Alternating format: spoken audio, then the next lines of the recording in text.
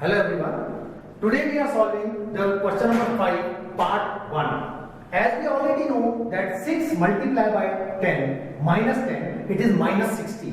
So we need two factors where the multiplication is minus 60 and the sum is 11. We can take it as plus 15 and minus 4.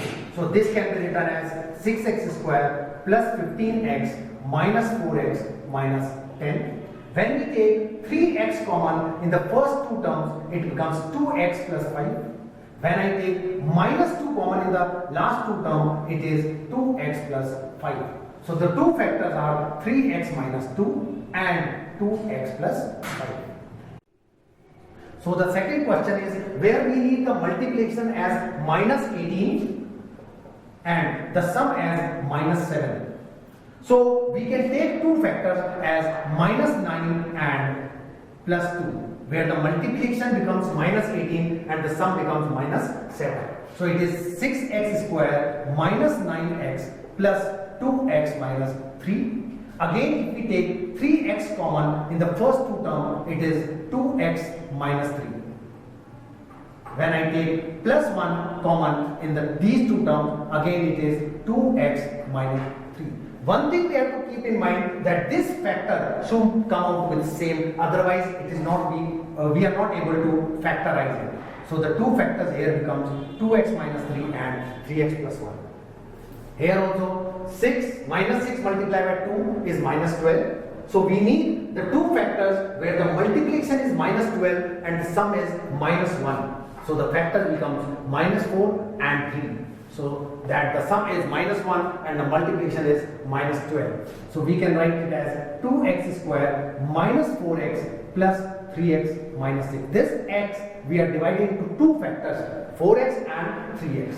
So if we take 2x as the common term, it becomes x minus 2. If we take plus 3 common in the last two terms, again it becomes x minus 2. So the two factors are 2x plus 3 and x minus 2. In question number 6 part 2, we need the multiplication to be minus 63 and the sum to be minus 18.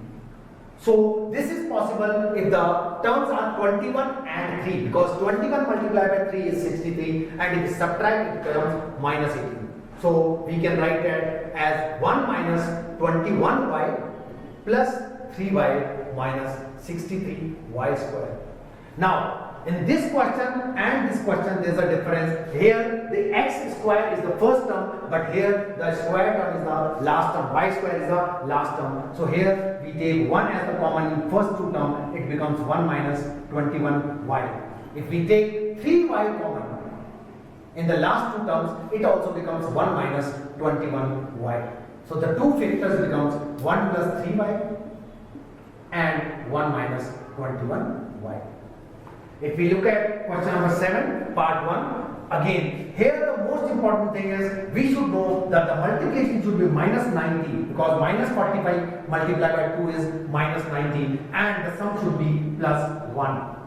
We should be able to factorize the two terms in such a way so that the multiplication is 90 and sum is 1. We know that 10 multiplied by 9 is 90, so the sum will automatically come out to be 1. It is 2y square plus 10y minus 9y. Again, 10 minus 9 is equal to 1 minus 45. When we take 2y common, it becomes y plus 5. When I take minus 9 common in these two terms, it becomes y plus 5. So the two terms are 2y minus 5 and y plus 5. If we look at this question, again, the multiplication we need is minus 60 and the sum we need is minus 4. So if we factorize the term 60, so 10 and 6 are two numbers where the multiplication is 60 and the difference is 4 or the sum is 4. We can write it as 5 minus 10x plus 6x minus 12x square. When we take 5 common in the first two terms, it becomes 1 minus 2x. And when I take 6x common in the last two terms, again it becomes 1 minus 2x. So the two factors are 5 plus 6x and the another factor is 1 minus 2x. Look at question number 8 part 1. Here it is not as similar to this question because it is convertible to this. Convertible to this means if we multiply this x with the whole term, it becomes 12x square plus 7x minus 10. Now this format is just like a format in question number 5. Here also we need the multiplication to be minus 120 and the sum should be 7. So if in case we need the multiplication to be minus 120 and sum should be 7, we have to understand one thing very clearly, that we have to factorize the number 120. So 120 can be written as 12 into 10. But in 12 into 10, either the sum is 22 or the sum is 2, plus minus it can be. If in case we are writing 15 and 8, then we know that the difference comes out to be 7. So the factors can be 15 and 8. It can be written as plus 15x minus 8x.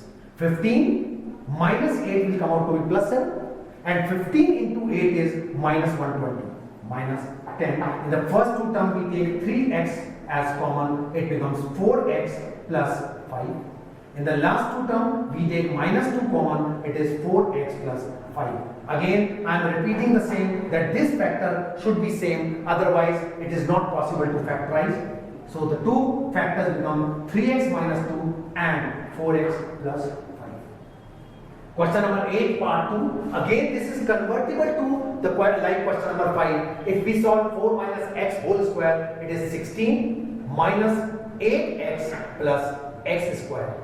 Already there is minus 2x, so we can write minus 2x.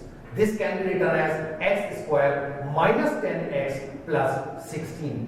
Now this question we have converted into the format which is given in question number 5 and 6.